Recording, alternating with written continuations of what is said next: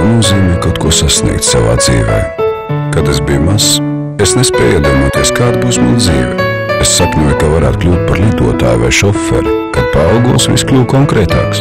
Pirmie džinsi, skaista meitene, motocikls, labi draugi. Jā, un tad nāca pārmaiņu laiks. Visu bija jāmācās darīt no jauna. Es uzdrošinājos iet pretī nezināmajam. Nopelnīju pirmos $100, nodibināju pirmo kooperatīvu. Tagad saprotu, ka tā bija pats svarīgākā izvēle. Pēc tam es vairs nebaidījos pieņemt atbildīgus lēmumus, jo tikai tā var kaut ko sasniegt dzīvē. Es mīlu savu ģimenīti. Mans darbs man sagādā prieku. Es esmu laimīgs.